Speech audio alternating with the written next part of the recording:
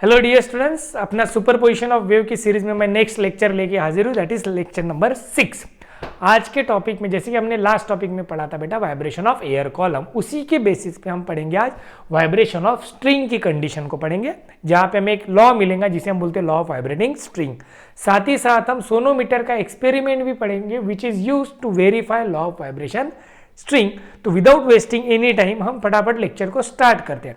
तो रही बात न्यूमेरिकल्स की, कुछ बच्चों का रहेगा कि न्यूमेरिकल्स कब लेंगे, तो एयर कॉलम और स्ट्रिंग दोनों के न्यूमेरिकल हम एक साथ ले लेंगे। फिर अपना लास्ट पार्ट बचेगा बेटा बीट्स का। कौन सा बचेगा? बीट्स और एक्सरसाइज के क्वेश्चंस, ठीक है। और वन शॉट वीडियो मैंने स्टार्ट कर दिया है बनाना, तो नेक्स्ट वीक मतलब मंडे से आपको हुए वाले चैप्टर्स के वन शॉट वीडियो भी मिलेंगे। जिन्होंने पहले वीडियोस नहीं देखे वो वन शॉट पे से भी थ्योरी कवर कर सकते हैं। चलिए तो लेक्चर स्टार्ट करते हैं। तो बेटा आज हमें क्या पढ़ना है? Vibration of string. जैसा कि हमने लास्ट क्लास में डिस्कस किया था that is of air column. किसके बारे में डिस्कस किया था? Air column. तो उसको पहले थोड़ा रिवाइज करते हैं। हमने क्या कहा था? एकादा पाइप है जिसकी बाउंड्री बाउंडेड है, इसके बीच में क्या है? एयर। तो इसका जो कॉलम होता है इसे हमने क्या बोला था? Air column. फिर हमने इसमें पास करी थी by using a tuning fork एक साउंड की वेव। तो ये वेव पास होते समय अलग अलग कंडीशन हमने पढ़े फ्रीक्वेंसी के, बराबर है, ठीक है। तो अब हमें क्या पढ़ना है? अब हम पढ़ेंगे स्ट्रिंग के लिए। किसके लिए पढ़ेंगे बेटा? स्ट्रिंग के लिए। तो जैसे कि हमें पढ़ना है लॉ ऑफ वाइब्रेटिंग स्ट्रिंग, तो हम पहले डिस्कस कर लेंगे कि क्या होता है वाइब्रेशन ऑफ स्ट्रिंग। अरे वाइट वाला ही रखते हैं। चलिए क्या पढ़ेंगे बेटा? Vibration of string. फिर इसकी कंडीशंस को समझेंगे। ये सिंपल सा एग्जांपल है, कुछ ज़्यादा डिफिकल्ट नहीं है। तो अगर मैं ऐसा बोलूं कि एक स्ट्रिंग है और इसको दोनों इसके एक एंड पे मैंने फिक्स कर दिया और मैंने यहाँ पे इसे पुल किया ऊपर, जैसा आपने पहले पढ़ा, तो ये कुछ इस प्रकार वेव बन जाएंगी। पर ये वेव जैसे ही इस सरफेस को कोलाइड होंगी बेटा, यहाँ से वापस आएंगी। तो वापस आने वाली वेव और ये जो जाने वाली वेव थी, एक वेव आगे जा रही थी, एक वेव इसे कोलाइड होके कहाँ आ रही है बेटा? वापस। तो इन दोनों का इंटरफेरेंस होगा ना, क्या होगा बेटा?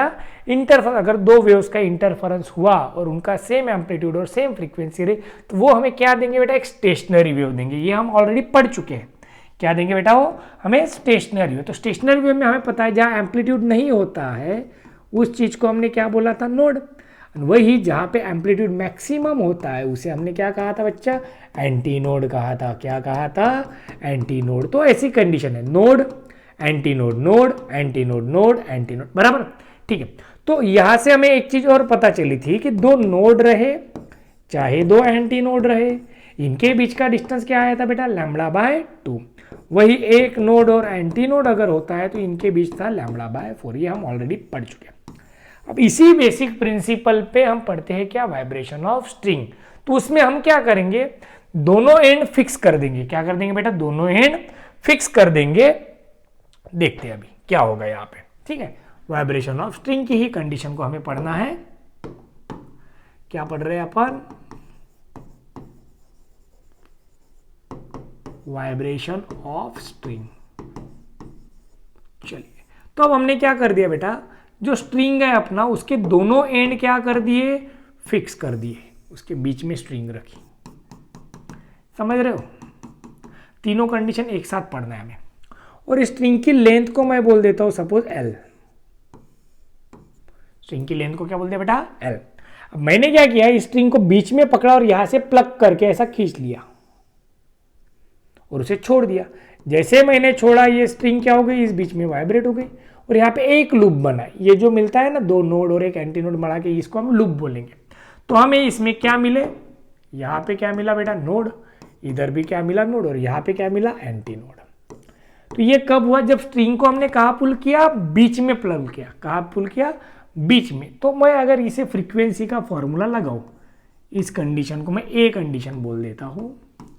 यहाँ पे अगर मैं किस चीज का फॉर्मूला लगाऊं बेटा? फ्रीक्वेंसी का। तो वेलोसिटी की रिलेशन पे से हमें पता है v इज इक्वल टू क्या था? n lambda. तो n इज इक्वल टू क्या बना था बच्चा? v by lambda. अब यहाँ देखो, जो वेवलेंथ है यहाँ पे, ये जो यल है किसके बराबर है? दो नोड के बीच। तो दो नोड के बीच का डिस्टेंस हमें ऑलरेडी पता है, दैट इज लैम्बडा बाय 2। तो यहाँ पे यल इज इक्वल टू क्या हो गया बेटा? लैम्बडा बाय 2 हो गया। तो लैम्बडा क्या हो जाएगा अपने लिए? 2l हो जाएगा। Therefore n is equal to क्या मिल गया बेटा v/2l। ये जो सबसे पहली फ्रीक्वेंसी मिली इसे एज यूजुअल हम क्या बोलते हैं, फंडामेंटल फ्रीक्वेंसी, और इसी को हम बोलते हैं फर्स्ट हार्मोनिक। ये हमने ऑलरेडी पढ़ा है कि हार्मोनिक और ये क्या होता है। तो सबसे कम फ्रीक्वेंसी तो यही रह सकती है। अब हमने क्या किया, प्लग करने की जगह क्या कर दी बेटा, चेंज कर दी। जहां पे हम पुल कर रहे थे वो जगह क्या कर देंगे अभी, चेंज। अब इसी के नीचे क्यों बना रहा हूं कि जो स्ट्रिंग है उसकी लेंथ नहीं बदली हमने। क्या नहीं बदली बेटा, लेंथ नहीं बदली हमने, सिर्फ उसको प्लग करने की जगह क्या कर देंगे, चेंज। तो अब बीच में हम प्लग न करते हुए बीच वाले पॉइंट को फिक्स कर देंगे, कहीं एक एंड पे प्लग करेंगे तो ये कुछ इस प्रकार वेव आएगी। बढ़िया, चलिए।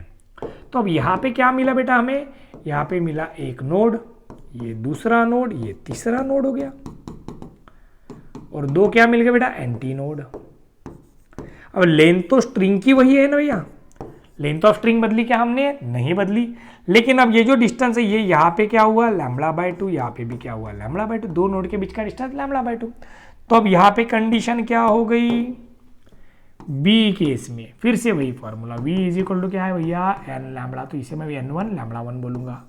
तो n1 इज इक्वल टू क्या हो जाएगा, v/λ1। पहले ये पढ़ लेते हैं, फिर अपन देखेंगे वो टेंशन के फॉर्म में कैसे जाता है, ठीक है। तो पहले ये बेसिक समझ लो, नहीं तो कोई बोलेगा सर बीच में उठ के कि t/m का आ गया, तो ध्यान देना। तो ये हो गया। अब यहाँ पे L किसके बराबर होगा बेटा, λ/2 कितनी बार है, 2 बार, तो मैं इसे लिखूंगा ट्वाइस λ/2।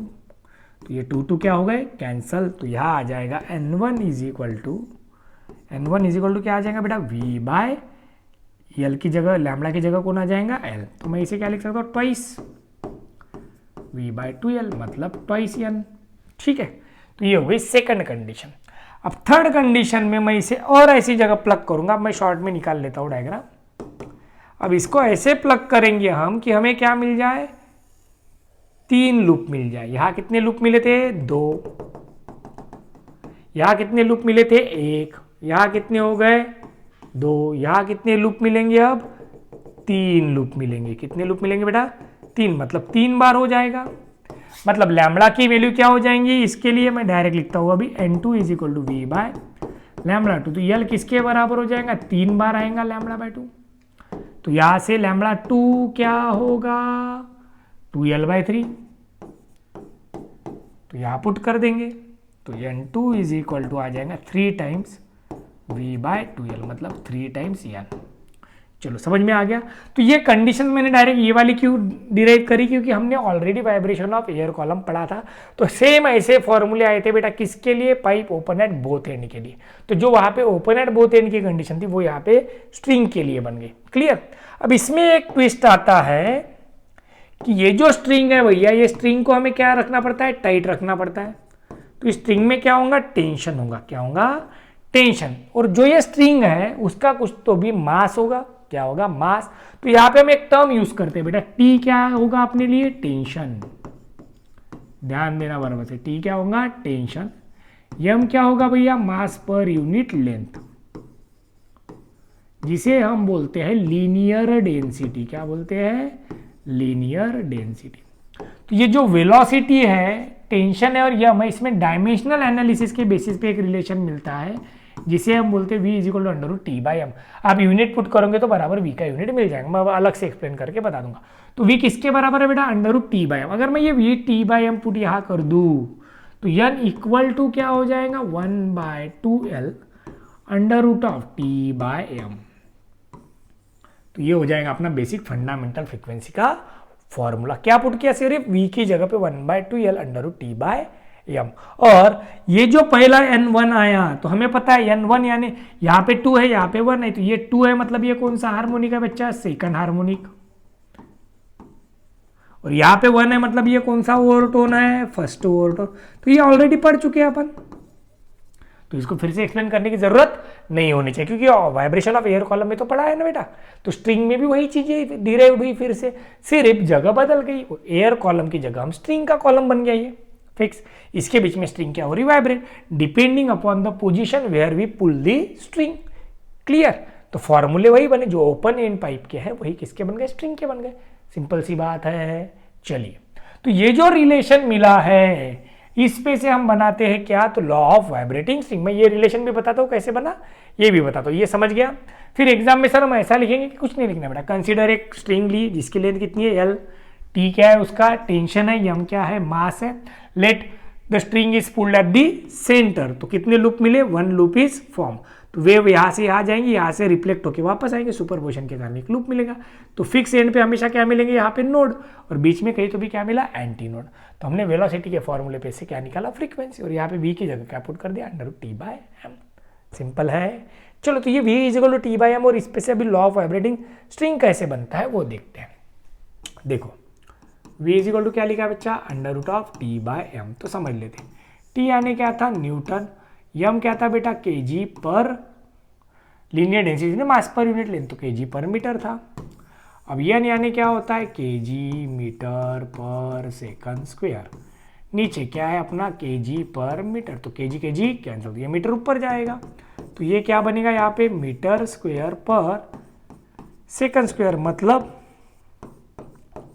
मीटर पर सेकंड। ये हुआ अपना स्पीड, मतलब यहाँ से वो रिलेशन बना बाय यूजिंग डायमेंशनल एनालिसिस। अब अपने इक्वेशन पे आते, n = हमें मिला 1/2L √T/m। तो इस पे से हमें 3 कंडीशन मिलती है। तो पहली कंडीशन, तो यहाँ पे मिलता है हमें क्या, तो लॉ ऑफ वाइब्रेटिंग स्ट्रिंग। तो यहाँ पे 3 लॉ आते हैं। पहला आता है लॉ ऑफ लेंथ, तो ये क्या बोलता है, अगर T एंड M कांस्टेंट है तो n is inversely proportional to L, तो इसे बोलते हैं बेटा लॉ ऑफ लेंथ। बी आता है, अगर मैं L और M इनको कांस्टेंट रख दूं तो n इज प्रोपोर्शनल टू क्या आता है बच्चा, √T। तीसरा लॉ मिलता है n is directly proportional to 1/√M। इसके लिए कंडीशन क्या है, T and M are constant. यहां पे कंडीशन क्या है, L and M are constant. इसके लिए कंडीशन क्या है, L and T are constant. तो जब ये तीनों कंडीशन सेटिस्फाई होती है तब जाके ये लॉ बनती है। इसको law of length, law of tension, law of linear density ऐसा हमें बोलना जाता है, that is law of vibrating string. इस मास पे से हम रेडियस के फॉर्म में भी रिलेशन को लेके जा सकते हैं और डेंसिटी के फॉर्म में भी लेके जा सकते हैं। कैसे लेके जा सकते हो मैं बता देता हूँ थोड़ी देर में, ठीक है, क्लियर। तो ये हो गया बेटा क्या, लॉ ऑफ वाइब्रेटिंग स्ट्रिंग। अब मास क्या दिया हमें, मास पर यूनिट लेंथ दिया, जिसको हमने क्या बोला बेटा, लीनियर डेंसिटी। अब सिंपली यम यानी क्या है अपने लिए, m/L। मैं टोटल मास लेता हूँ, मास बाय लेंथ। अब मास क्या होता है, डेंसिटी क्या होता है, mass into mass upon volume. तो मास क्या होगा, डेंसिटी इंटू वॉल्यूम, ध्यान देना, बाय L। तो मैं इसे लिख सकता हूँ डेंसिटी इंटू वॉल्यूम क्या होता है भैया, area into length by length, तो ये कैंसल। तो रो इंटू ए यानी क्या होगा, πr²। तो मैं अगर यहाँ पे r² पुट करूँ तो n is inversely proportional to 1/ क्या होता है, r। रेडियस को भी क्या रहेगा, प्रोपोर्शनल। मतलब स्ट्रिंग की अगर रेडियस बढ़ती गई तो फ्रीक्वेंसी क्या होंगी, कम होंगी। ये क्या बोलता है, स्ट्रिंग की लेंथ बढ़ गई तो भी फ्रीक्वेंसी क्या होगी, कम। स्ट्रिंग में का टेंशन अगर बढ़ गया तो फ्रीक्वेंसी इंक्रीज होगी, वही अगर लीनियर डेंसिटी बढ़ गई तो फ्रीक्वेंसी डिक्रीज होगी। तो लेंथ के साथ फ्रीक्वेंसी घटती है, टेंशन के साथ फ्रीक्वेंसी बढ़ती है, रेडियस के साथ भी फ्रीक्वेंसी घटती है। तो ये हमें यहां से पता चला। इन सबको हम बोलते हैं भैया क्या, law of vibrating string. Clear, समझ में आ गया होगा। तो ये जो लॉ लिखा गया इसे एक्सपेरिमेंटली प्रूफ करने के लिए एक एक्सपेरिमेंटल सेटअप यूज किया गया, जिसे बोलते हैं भैया क्या, तो सोनोमीटर बॉक्स। क्या बोलते हैं, सोनोमीटर बॉक्स। तो उसको मैं सिंपल वे से बताने की कोशिश करूंगा कि उसमें एक्चुअल में होता क्या है, बस उतना ही हमें समझना है। फिर कंस्ट्रक्शन वर्किंग तो हम लिख ही सकते हैं, ठीक है। तो this is all about law of vibrating string. चलिए नेक्स्ट इसमें जाते हैं। अभी हम देखते हैं बेटा सोनोमीटर, और उसका वेरिफिकेशन कैसे किया वो भी देखते हैं। चलो, सोनोमीटर सेटअप है क्या बेटा, एक वुडन का हॉलो बॉक्स है। It is nothing but a simple hollow wooden box जिसमें 2 होल है टू पास एयर, ठीक है। अब इसके ऊपर क्या करा गया, इसके ऊपर 2 सपोर्ट रखे गए। क्या रखे गए बेटा, ये एक सपोर्ट हो गया, एक सपोर्ट यहाँ पे इस साइड। चलो, तो इस सपोर्ट को बोल देंगे P, इसको बोल देंगे Q। अब इसके ऊपर से इधर एक फिक्स हुक है, इस हुक पे से इसके ऊपर से क्या लेके गए, एक स्ट्रिंग लेके गए। क्या लेके गए बच्चा, स्ट्रिंग। और स्ट्रिंग के अदर एंड पे पुली की मदद से एक पैन रख दिया, जिसके ऊपर हम क्या लगा सकते हैं, वेट लगा सकते हैं। ध्यान देना, पर एक एंड ये हो गया, ये हो गया बी, पी क्यू। ठीक है, समझ में आ रहा है। तो ये जो स्ट्रिंग पास हो रही है, स्ट्रिंग में क्या होगा बच्चा, टेंशन होगा। अरे बराबर है, स्ट्रिंग में क्या होगा, टेंशन होगा। यहाँ पे हम मास ऐड करेंगे तो टेंशन बढ़ते जाएगा, मास कम करेंगे तो टेंशन कम होगा। तो बेसिक कंस्ट्रक्शन क्या है, एक कैसे बना, एक सोनोमीटर कैसे बना, एक वुडन बॉक्स है जिसके ऊपर दो सपोर्ट्स रखे हैं, जिसके ऊपर एक वायर रखा है या फिर स्ट्रिंग रखा है, जिसका एक एंड पुली के ऊपर से जाके उधर क्या रखा है, एक वेइंग पैन रखा है, जिसके ऊपर वेट बढ़ाने से उसमें क्या बढ़ेगा, टेंशन बढ़ेगा। क्या बढ़ेगा बच्चा, टेंशन। अब सबसे पहले यहाँ पे क्या किया गया, इस सोनोमीटर की क्या निकाली गई बेटा, नेचुरल फ्रीक्वेंसी। क्या निकाली गई, नेचुरल फ्रीक्वेंसी। अब हमने पढ़ चुके हैं कि नेचुरल फ्रीक्वेंसी के समय कौन मैक्सिमम होता है, एम्पलीट्यूड। एम्पलीट्यूड क्या होता है, मैक्सिमम। अब हमने क्या किया, फिर इसमें ये जो स्ट्रिंग है इसके ऊपर एक पीस ऑफ पेपर रखा गया, ऐसे क्या रखा गया, एक पीस ऑफ पेपर। फिर हमने एक ट्यूनिंग फॉर्क लिया,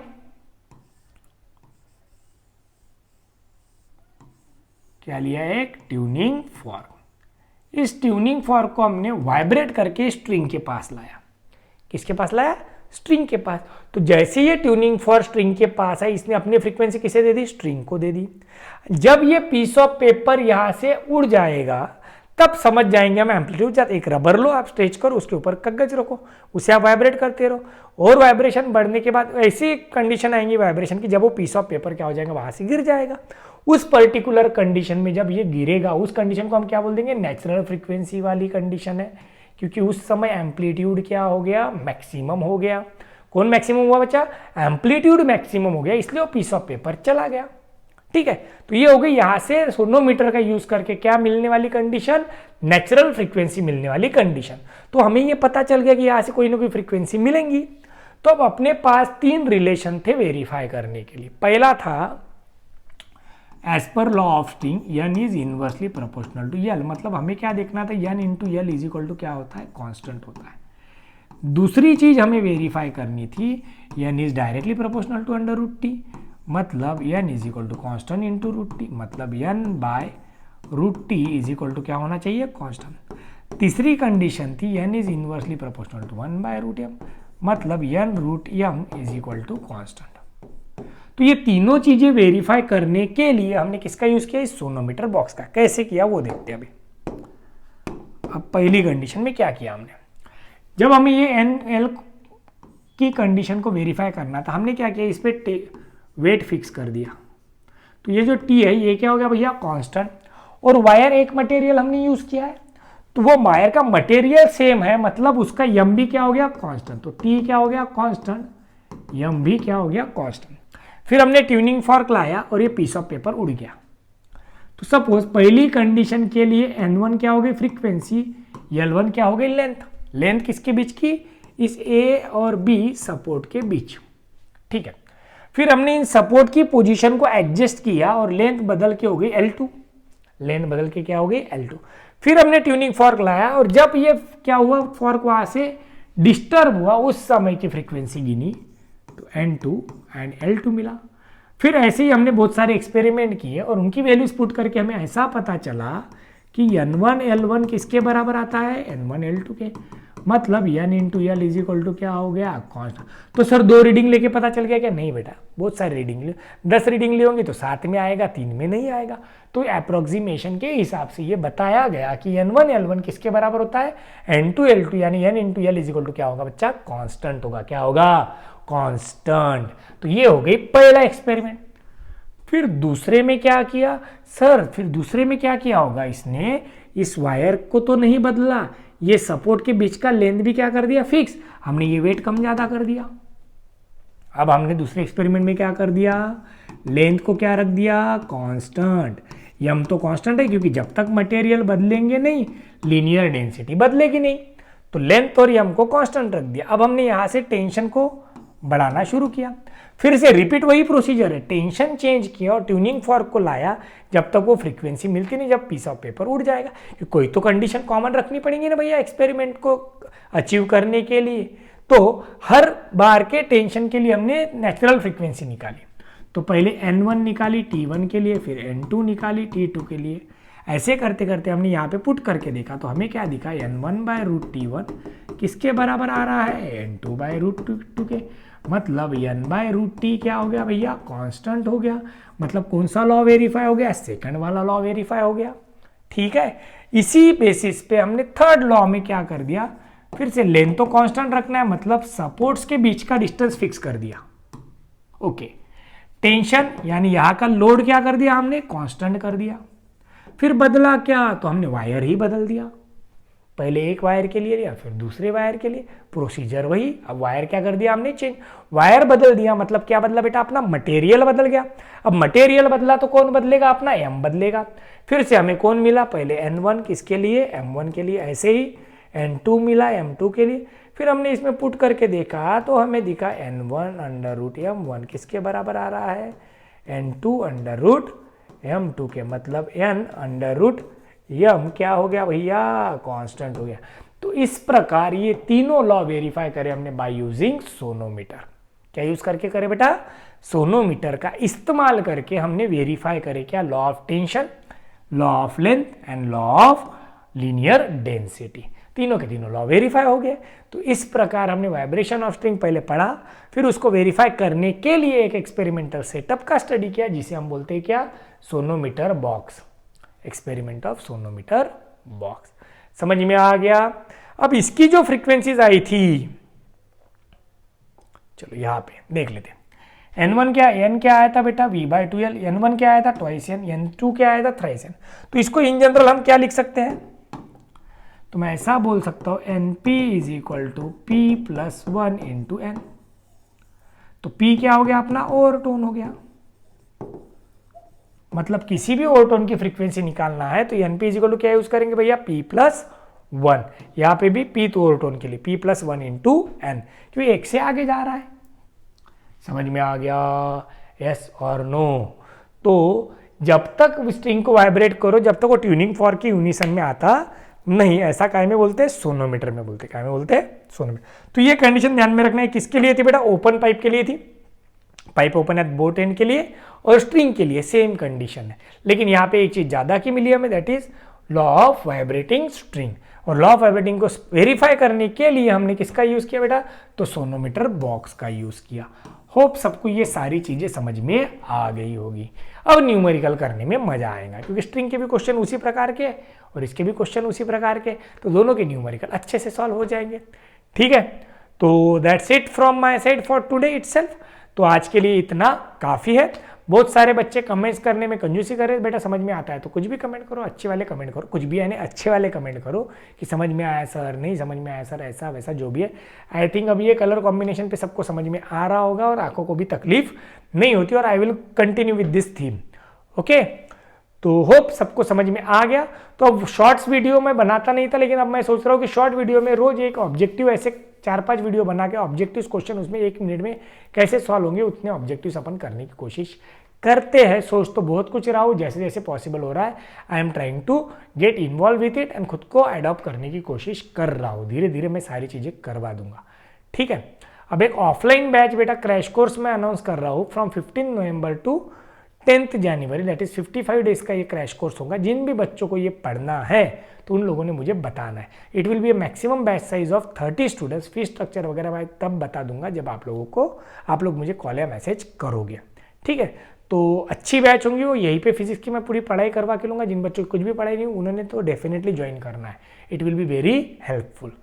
ठीक है, तो इसी के साथ आज का वीडियो यही एंड करते हैं। होप सबको सारी चीज़ें समझ में आ रही होगी, नहीं आ रही होगी तो भी बताइए, आ रही होंगी तो भी बताइए। बताएंगे तो पता चलेगा बेटा, नहीं बताएंगे तो पता नहीं चलेगा। तो ये हुआ आज का वीडियो। प्लीज़ चैनल को लाइक शेयर एंड सब्सक्राइब करना ना भूले, लाइक के बटन भी दबाइए, जितने लोग वीडियो देखते हैं प्लीज़ लाइक का बटन दबाइए और कमेंट भी कीजिए। It will be very helpful to me to get improve. बेटा मोटिवेशन क्या है, वही चीज़ है, लाइक मिले कमेंट मिले तो मोटिवेट होगा बंदा, है ना। कुछ कर रहे हैं अपन, मैं मेरी साइड से तो पूरी कोशिश कर रहा हूँ कि मैं अच्छे से करूँ, ठीक है। चलिए, थैंक यू सो मच।